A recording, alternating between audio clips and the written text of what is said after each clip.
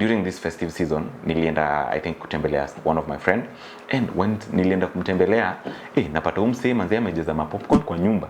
Nashangaa namuuliza bro, ni nini umejeza popcorn hivi kwa nyumba? Kwani what are you planning? Hii ndo sherehe, kupiga sherehe, kuchafua ni nini? Mse kumbe amejeza popcorn, ananiambia Willy, si ni wewe nilikuwa nangoja. So this guy was waiting for me to do what? Okay. So this is what he tells me. Willy, ni wewe nimekuwa nikingoja, and I want you to tell me what are your top movies that stood out for you in 2024. I have all these popcorns here because I want to watch them one by one as I enjoy those movies, those moments, as it takes me on a roller coaster of emotions and enjoy the movies. Yeah, so I said, worry no more because I'm here and I got you again. So here's my top 10 movies, and I'm going to start right away with number 10. Najua mlikuwa mnangoja nianze number 1. Hapana, tunaanzia mwisho, like tunaanzia number 10 then tutaenda number 1. So by the time tunafika number 1 nitakuwa nimekuambia some many details and some few things that you can be able to watch also. And I have something, a secret code I'm going to give you of where you can watch some of these exciting movies on certain platforms around here. But so make sure you stick around until the end. So number 10, the movie that stood out for me for 2024 is called Rebel Ridge. So for those who love things to do with action which is combined with thrillers, this is your movie. So the movie is about an ex-marine who seeks vengeance against a corrupt law enforcement officers who seizes his money. Manze, imagine tu ati polisi makarao manze wanachukua ile do yake nyume hard earned money, alafu anaanza kuwekea masheria zingine hapo zenye hakuna, ati sijui wewe umefanya nini nini. Sasa hii movie ina explore that journey yenye umse anatafuta revenge na anaenda kuteach hawa maofisa lessons, because hao maofisa pia wako unajua tu hizi movies za US zinakuwa na mambo za discrimination of the color. So huyu ex-marine ni black, alafu hao police officers ni wa white. So pia hiyo place yenye ameenda anajaribu kutichi kwa avoid avoid corruption na wasicheze na wase wengine. So hii movie ili stand out for me because ilikuwa ni movie inaongelea, the story was super gripping and it was just a simple story set up in a simple town in the US, and ilikuwa na some gripping moments where ilikuwa inaniallow mimi kusink deep into thoughts and even provocation ya kuunderstand like umse atafanya nini ndio apate ido yake, just going to the next move, because manzi kupigana na sheria, kupigana na gava, guys, kupigana na gava, you know how kupigana na gava inakuaga si mchezo, even in this part of the world, unajua. So I won't say much, but the director of this movie anaitwa Jeremy Saulnier. Yeah, that is the guy who directed the movies. Actor anaitwa Aaron Pierre, who was playing the main actor. Hii movie imereleasiwa hapo hivyo September 2024 na iko available. It is already streaming in Netflix, so you can go watch it and let me know what you think about it, if it's your kama ita fall among your top 10 movies of 2024. Then number 9, it takes us to the movie called The Deliverance. The Deliverance.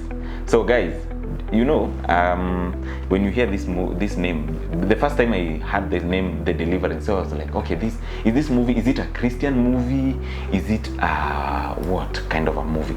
So I was so interested. I watched the trailer and then I was like, yeah, I need to go and watch it. So this is a supernatural thriller, and for those guys who supernatural thriller na iko somehow horrific, kona matu horror fulani pale ndani. So kama wewe ni mtu ambaye uko na uoga nini, usiwatch peke yako na usiwatch usiku sana alafu unashtuka unataka kwenda kulala unaota vitu nini, hapana. Lakini wewe ukiwatch kama wewe ni mtu mzima, si utajua tu hii ilikuwa tu ni movie.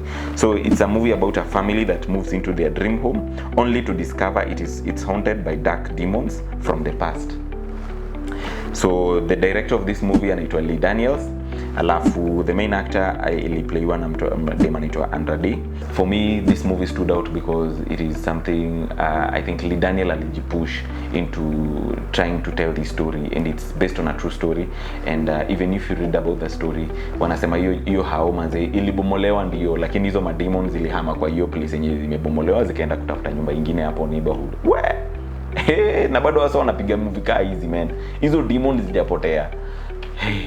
Anyway, for me it stood out on how the story was told and how the emotions were being pulled through and through. Of course it starts very slow, but when it grows, inafika ile moment kuna kuwa na a lot of tension, a lot of emotions, and even the way it ends, like si ile kitu nilikuwa na expect it and evil, but the way they told the story. So something that stood out for me again is how supernatural it came out from the movie to the life. Because I was listening to some of the behind the scenes interviews zenye Lee Daniels na the other actors walikuwa wanaongea how the movie affected them supernaturally even outside now the set. Hii tumemaliza kuact, like tumesema cut, so tukishasema cut, of course watu wanafaa kurudi back to their normal life, but there's something that happened and then it was like what? So maze, this thing literally, my dog died on the set when we were putting she was spraying the demon out, a fire extinguisher. It backfired in her face. It could have put her eye out. It was, and that's with all the prayer that we had. I had to go to the hospital. Why, you did have to go to the hospital, that's right. Father, we ask that you cleanse and sanctify us for this deliverance. Ebony? So if you're watching it, make sure you watch it also. You have a strong heart yenye nini. So it's a movie that is available on Netflix and it was released in October 2024. That one takes us to number 8. So number 8 is the movie that is called The Forge. The Forge. So this is a drama movie, it's a family movie, and it's more curated as a Christian movie because it teaches about many of the Christian values people can be able to appreciate and live with as a family, in a family unit, as a person, and even as a young person. So it's about a graduating student from high school who has, without any plans for the future, receives a push to start making better life decisions. Hii movie naweza recommend sana families and even young parents wenye wako na watu wao graduate from high school, wako na watu wenye ni maybe the teenagers and they want to maybe get into life, get into college, get into life. It is a movie I recommend for many families to watch because whatever it teaches, it has very strong moral values that it teaches, and it helps you. It will help even your children to understand how the kind of direction they need to take in once they get from high school, having that position. Unajua msee unatokaga high school unashindwa sana nafaa kufanya nini, like what am I supposed to start doing? So kuna kuga na ile moment umemaliza high school, you know, ukiwa high school ulikuwa unajua like every other day I'm going back home, I'm going to school, I'm going back home, I'm going to school. But right now umemaliza high school, so what next for you? You are like, okay, so what next? What am I supposed to do? Umekwama hapo.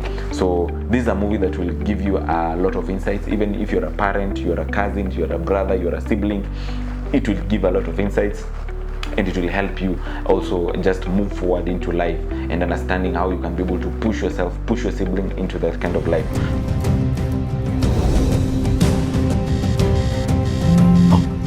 A big part of becoming a man is showing up.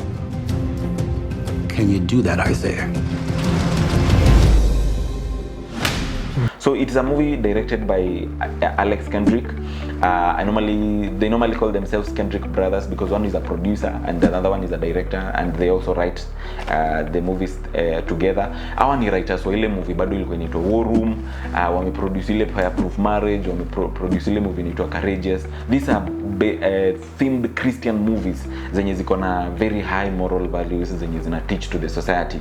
Now say ukiwa na families na people, you are a person of a family and you want to watch such kind of Christian, you're looking for a Christian movie to watch, these are some of the movie. This is one of the movie I recommend you, and this movie was released back in August 2024, and it has been just available in cinemas at the moment. Hopefully maybe it will come out into other platforms, maybe streaming platforms, but I watched it in cinemas and it was super amazing, and I loved how the story was being told. And even what stood out for me is the transformational story, like umsee venye anatoka high school alafu ingie kwa life, aanze kupatana tu na vitu, alafu kuna vitu mingi zina mount, maybe yako na trauma fulani kenye kalikuwa kanamsumbua, but the way ana transform and the way the word of God inamsaidia ku transform. It's a good one. It's a good one, guys. Guys, you need to go watch this, man. Look for this movie. Look where it is streaming, where it's showing, even if it's in theaters near you. Just go and watch this movie. It will really, really help you. And utapata some insights out, from it. Now going to number 7. Number 7 is the movie called Nawi. Sometimes you're like, Nawi, what is Nawi? Yeah, Nawi, but it's called Nawi, Dear Future Me. So Nawi is a Kenyan German collaboration story, and it's more of a drama and some elements of thriller inside there. I loved this story because of even the performances and even how the curation of that story. It is based on true events, and being that the story is about a 13-year-old Nawi who finds out that her father is selling her to a much older man. So unajua anamuuza wapi? Ati anamuuza kwenda kuolewa. Anapiga bei na madai na mtoi wake. Manze buda. This is, you can't do that.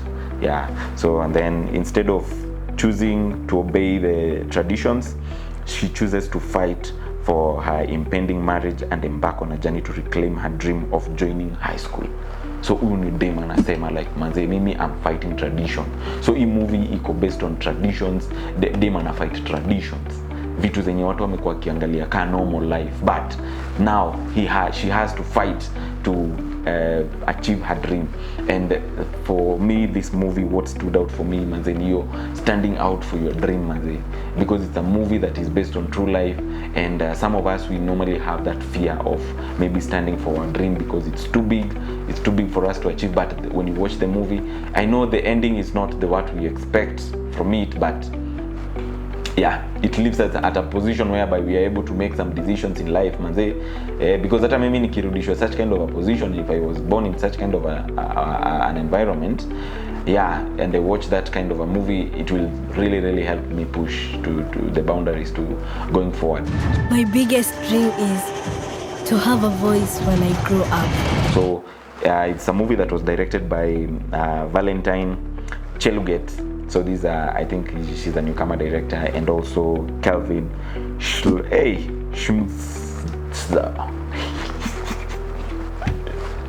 guys, don't judge my pronunciation, but guys, get it, like uni Mjerumani manzi, si kama hizi jina zetu za hapa Otieno, Onyango, Osiolo, Maina, Kariuki. Yeah, this hata yeye nikimwambia tukisema pronounce Kariuki huyu Mjerumani, si unajua tu atalemewa. So but anyway, you get the name. I'm writing the name, ndio hiyo nimeandika hapo hivyo, Kevin whatever that name. So he's a German, and these guys curated a very beautiful story, a beautiful narrative, which I really loved when I went to the cinema to watch, and I felt emotionally connected to the story, and it was really amazing. So it was released back in August 2024, and it's available in cinemas. Looking forward, maybe it will be coming to a streaming platform near us, and we will be able to also continue to watch it and learn from it. Bila kusahau, some of the main actors that were in this movie, it was acted by one of these. Now this is an award-winning. Yani, it's a debut movie, and she's an award-winning. Man, that one is favor, man. And is also putting in hard work. She really did so well. So being the first time she's performing and the first time she's winning an award, man, say, hey, how do you feel? How will you feel? I need to call this girl to ask her how did she feel. Anaitwa Michelle Lemuya, and she really performed super well. So it was even backed with akina Nyokabi Masharia, we have akina Binson Ochungo. We had amazing actors in there who really performed very well and pushed the story into how real it was and how it was able to connect with the audiences both locally and internationally. So now this one takes me to my next movie. My next movie is called It's a Free Country. Yeah, so It's a Free Country. It's a political satire and a drama and bit of action inside there. And it's about it's a story about when a routine outing work takes an unexpected turn. A group of young friends caught in the crosshairs of a high-stakes survivors. So this is a movie about these young guys wenye walikuwa tu wanaendelea na routine yao mbaya ya wizi. Hiyo routine si poa, by the way. walikuwa kwa routine tu yao pale hivyo makuchapa mawizi zao, alafu kidogo unapata wakaingia, kumbe wanapiga deal na kitu yenye haikuwa expected, yenye like kumbe mmeingia kuiba vitu azibi yangu. Unajua kuna vitu zingine azibi yangu iba, ukiiba vitu unajua unaweza iba maybe mimi sisemi mniibie simu by the way, but nasema yani for example msee anaweza kuibia simu. Sasa mimi ukiniibia simu sawa, nitalia tu alafu niende ni report, alafu niende tena ni buy nyingine, maisha iendelee. But kuna zingine mazee huwezi iba so as ni wase walijipata kwa hiyo ngori man. So kujitoa kwa hiyo ngori, kusurvive through and through, alafu unajua iko na something involving political dramas and things to do with political thrillers and how it was painting some picture of how some politicians work around in this world, manze. So I really loved the story, and I really loved how the twist and turns in the plot of that story, and even the storytelling. Manze, ilikuwa inatupeleka tunaenda hivi alafu tunarudi hapa, tunarudishwa tena, tunapeleka hivi mbele, tunarudishwa. So manze, director anaitwa JJ Jumbi. He's a super amazing director, and he did a very wonderful job piecing up together such kind of a story and having performances of actors such as akina Julie Brenda, akina Eddie Kimani, akina Bilal. It was also alipiga job ingine fiti sana. So it was really an amazing movie. And where do you watch it? These guys did a premiere. They didn't do a cinema run at that moment when they were doing a premiere, and then they put it on filit.com. So filittv.com is where you can watch the movie, and also they are back in cinemas. I think this month they are also back in cinemas, and they're doing very nice runs on the cinema. And I urge you guys, manze, endeni watch a movie. So you can either watch it on filit.com or maybe when they watch pale hivyo kwa cinema, and I know you'll enjoy. I'm not disappointed. You'll not be disappointed if you love political satire dramas. Acha tuseme they took something of ours and we want it back. This is the one. Then getting into number 5. Number 5 is a movie called Carry On. So Carry On is an action movie about a young airline security guard who is blackmailed by a mysterious passenger who threatens to smuggle dangerous package on a plane on the Christmas Eve. So hii movie nayo iko na thrilling points zake hapo hivyo zenye for people who have been to the airports. Unajua juzi tulikuwa tunaulizwa na mkubwa wetu kama tunaendaga airport. So I think sasa wengi wetu tunaendaga airport through the movies. We understand how the airport operate because we watch movies that people are going to the airport. So we have been to airports through movies. Maybe sijaienda airport lakini through a movie. Nimekanyaga airport mpaka najua place yenye wanachekigi, mpaka najua venye tickets huwa wanacheck ndio uingie, ndio uende sijui kwa wapi huko waiting areas, sijui ndio utoke uende, sijui ndio uingie. But inakuwaga process. So Carry On is a movie that was taking us in the airport, and we were able to see the thrilling bit whereby this young man alikuwa subjected into kuhandle that mysterious guy mwenye alikuwa anajaribu kusmuggle in a very dangerous chemical into the plane. So it is directed by somebody called Jaume Colette Serra, and then we have the main actor alikuwa anaitwa Taron Egerton. So guys, at least tunarudi kwa Egerton. Tulikuwa tunajua ile lot Egerton ule wa wanakuu, ule mwenye alikuwa amejengea mademu kinyumba huko hivyo Nakuru Ngata. Si mnakijua? Sasa hii kuna Egerton mwingine hapa, at least tumeona mtu famous Egerton. Ina feel vifiti. Ethan, today is a day that you're going to remember for a very long time, but if you handle it right, you're going to have a chance to forget it. So the movie was released in December 2024, and it's now streaming on Netflix. Number 4, we go to a movie called Makosa Ni Yangu. You guys, you know it, manze. When I talk about Makosa Ni Yangu, the things that come into your mind, manze, is these guys, like these two guys. These two guys are amazing. Philip Karanja and Abel Mutua, manze, big up. You're doing a very amazing job, and you're changing the narrative of how we are viewing cinema. And manze, just thank for you guys for the amazing job that you're doing and changing the narrative and the culture of filmmaking and film industry in this country.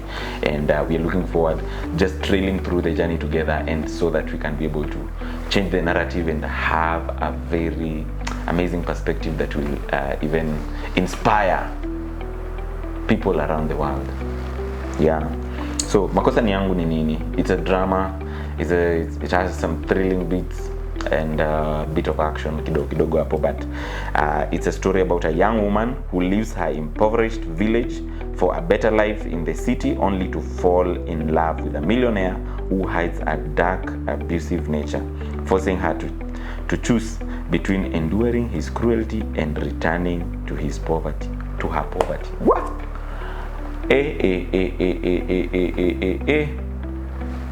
So una imagine hii kitu venye imejieka manze. But you guys, the Abel venye mliandika hii kitu manze ilikuwa so amazing and super amazing, because I watched it, and I watched it on filmmakerseries.com, and it was really amazing the way the story has been curated, the way the story was developing up to where we were able to see like wow. And being that unajua hizi stories zenye ziko so much curated on true life events, manze zinakuwa hard to write, because you have to entertain people, you have to keep the emotions at stake, and you have to continue flowing. So and you still have to tell your story, and you still have to follow the rules of writing. So unapata hii kitu si rahisi hivyo venye people might be thinking. So I think you guys did an amazing job on this movie, and what stood out for me is you guys, the push you had to have a premiere with 6,000 people. No, you've written a history in Africa. Nobody in Africa, even our brothers in Nigeria, have not done it. We challenge them now. You have challenged them. Even our brothers and sisters in South Africa, they have not done it.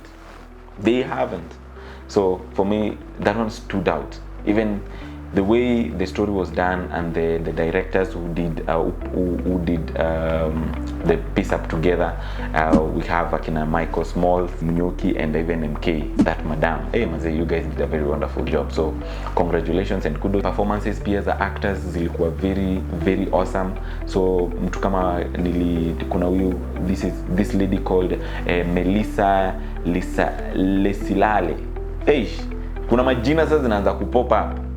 Yeah, hatutakuwa tuna struggle kuzisema because zitakuwa zimetokea sana venye, kama unajua kama hata si kuna mtu anaitwa pia Pascal Tokodi. Then we have akina Miss Brenda Michelle, akina Beatrice Beats. Wasio wamepiga job fiti pale. The performances was super amazing, and guys, go watch that movie. This movie was released in December 2024, and it is available now streaming on filmmakerseries.com. So guys, go there, watch this content, watch this, what Kenyans are doing some very amazing jobs manze.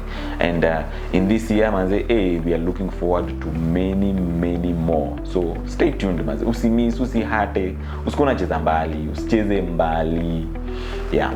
And then the other number 3, so number 3 for me came to a movie called Don't Move. So some of you may say like, oh, which one is this?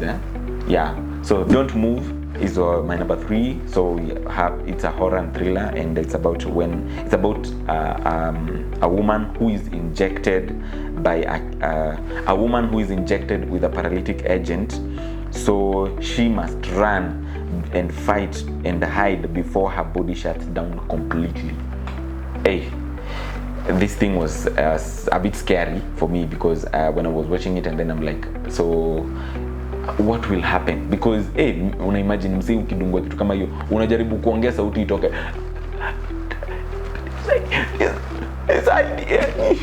so like sauti itoki. So it was a bit thrilling, and it was directed by an amazing director called Adam Skindler. Alafu imefanyiwa pia the actor who was performing the role anaitwa Kesley Asbyle.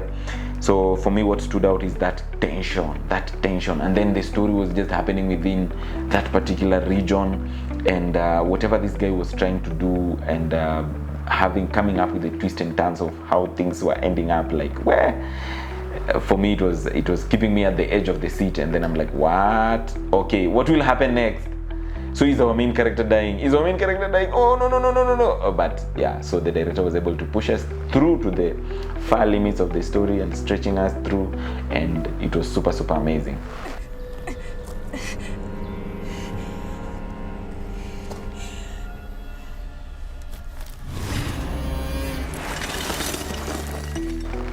Now it's available on Netflix and it was released back in 2024. Number 2, I come to a movie called Furiosa, a Mad Max saga. It's an action adventure. So this movie is about a young Furiosa who is kidnapped from the green place and thrust into the Westland, where she must survive to find her way back home. Hey, so I know for people who have watched this movie called Mad Max, kuna hiyo Mad Max ilianza kitambo, 1970 something. Hey, George Miller is the director of this franchise of a movie. So amedirect kwanza hizo masiku. So you can imagine how it has grown. And for me, what stood out is those cars, the design of those cars. These people think outside the box, outside this world. Hey, earth ni ndogo. So people are thinking outside the earth. Elon Musk kind of people. Anyway, so the director of this movie anaitwa George Miller, venye nimesema tu hapo mbele, and the main actor wa hii movie alikuwa anaitwa Anya Taylor-Joy. So Anya Taylor-Joy performance yake ilikuwa top notch.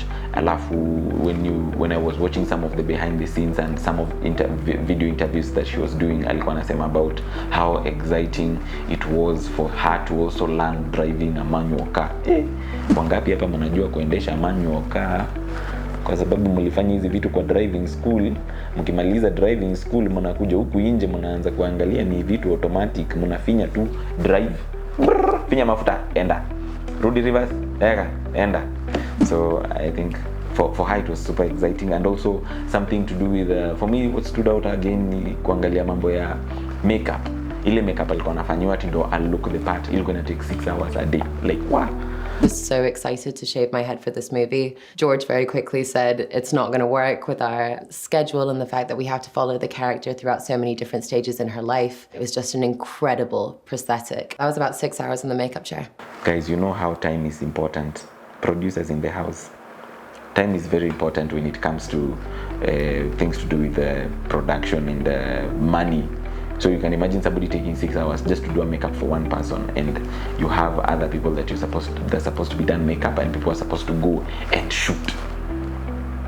So investment in time in movies is something else. So for me, even the car designs and how the creation of those scenes, creating of that particular world, yani kuna world tu fulani hai exist, but it looked super amazing how it was being done. And then even the kind of the music and the emotion this movie was trying to pull, it was super amazing. So I really loved it, and it's available in cinemas because it was released back in May 2024, and it's available in cinemas.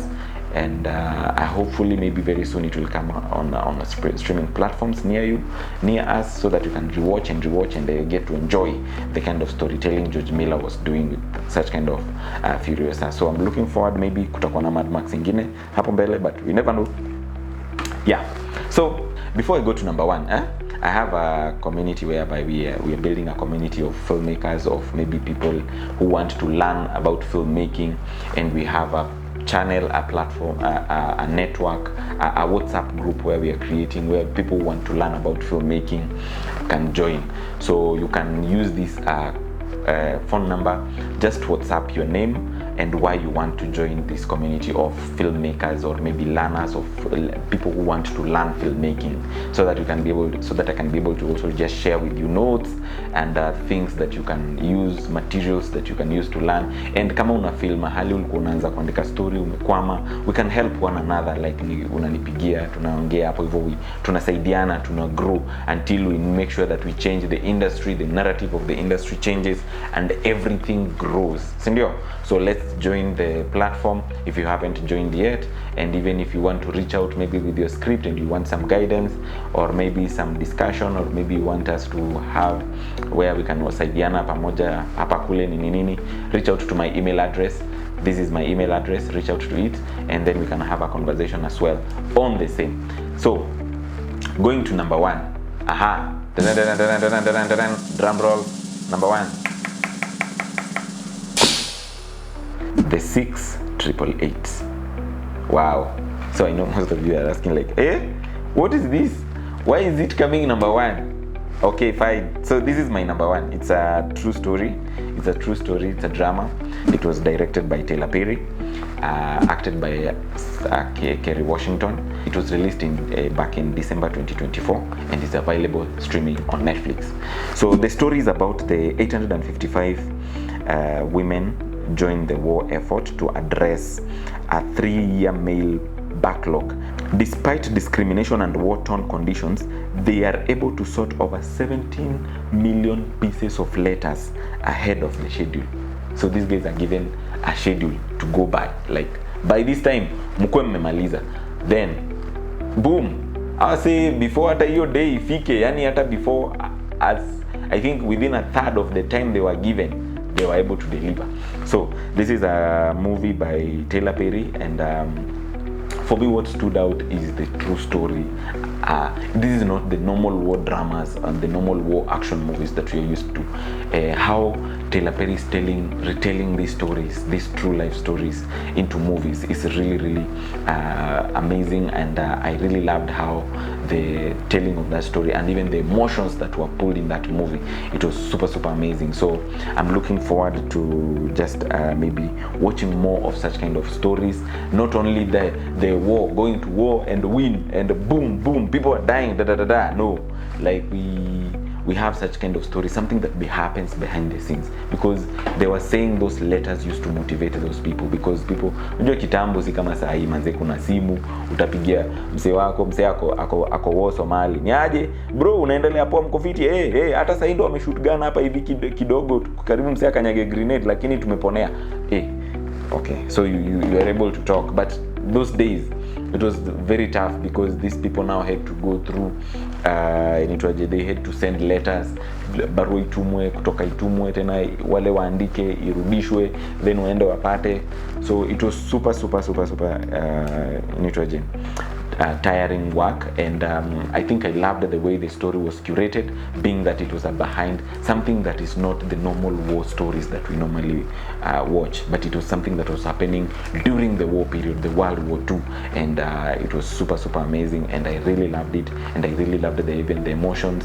And when you watch this movie, yeah, it is a bit tear-jerking if you watch how the achievement and the success of how those ladies were able to do these things and go through that whole process until they finish. It is a bit tear-jerking, and I know you can go watch it and let me know what you think about it, and let's continue with the conversation. So, Attention! Soldiers, I am Captain Charity Adams. Welcome to the Women's Army Corps. Thank you so much for sticking around up to this point, and as I promised, I have bonus discussion for you, and from the bonus discussions, man, I want to give you a site where you can go and watch movies pia, si ndio? So of course kuna sites umesikia nikitaja hapo, kuna Netflix, of which you also pay for it. We want to build a culture of people paying for content, si ndio? Then we have fillittv.com, whereby people nimetaja some of the movies that are on fillittv.com, and you can go watch them there, get to appreciate the kind of content and the movies that are being created by Kenyans for Kenyans and for the global. So another platform inaitwa onatv.ke. This is where you can go watch some of these local movies that are being produced. So this is an upcoming platform, and it is really going to change the game of content distribution in this country. And so watch it out and also get to enjoy some of the movies there. So kuna top movies ziko hapo ndani, kitu kama Switched, utapata movie inaitwa Diaspora, utapata series ziko hapo ndani, some comedy, something light. Yeah, you can be able to go watch there. So in as much as maybe unaweza visit, umesubscribe Showmax, umesubscribe Netflix, also get in touch to just subscribe on these platforms where you can be able to also watch these Kenyan movies. Then apart from that, I have something for you. Like, you can go watch this movie called Wild Robots. So it's an animation you can go watch with your kids. It's a general family exhibition movie. Go watch it with your kids, man. It's super amazing, because that movie, I don't know what to say, but I think it's coming back in theaters in this January. It's back in theaters, so guys, go watch it, man. It is super amazing. And then again, also, if you love musicals and animation, Lion King, Mufasa is another one to watch. So another one to watch again, Moana 2. I'm yet to watch that one. I haven't watched Moana 2, so I'm planning, I'll be watching it, and then maybe I can share with you some insight of how it is, so that you can also create some time and go watch it. And I believe these movies will also be coming through other platforms, because you see guys, we've changed the way we watch movies. So we cannot be watching movies hivyo tu venye zina kila siku tuna watch through cinemas, but we also have the streaming platform. So in 2024 again, I want to acknowledge some Kenyans who did some amazing work, that they released some movies onto the world to watch. And this is a movie called Border Love.